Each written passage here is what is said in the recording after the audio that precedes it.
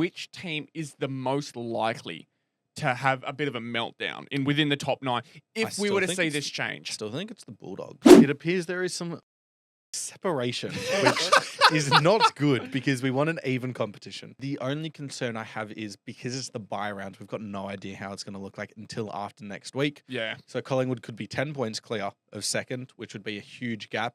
And then we could only have 4 points between second and eighth. Yeah. Or second and that's a huge gap that you just can't predict. The only thing is, how much does this impact the second half of the season? Because if we've got a 2-game gap now between 9th and 10th, and 10th is Carlton, who had just lost to North Melbourne, it's 30% as well as 2 games in hand between Bulldogs and Carlton. There's just going to be very little excitement, I think, for the end of the year, because these games are just not going to have any impact. I'm just trying to have a look at it and see which team is the most likely to have a bit of a meltdown within the top 9 if we were to see this change. I still think it's the Bulldogs. I reckon is a big take because a lot of people are high on the Dogs and for good reason. Their upside is fantastic. They still have not beaten a team above them yet. This is the best version we've seen of the Dogs in ages, and they could very well be sitting out of the 8 again, and that could be a huge issue because aside from the Bulldogs, Gold Coast, I'm still a huge fan in. They still got those 2 games against Essendon. I was going to say, they've got the run to do it. I'm just very disappointed so far. I wouldn't be surprised. Yeah. No Whitfield this week. He got concussed. Yep. They have their bye this week,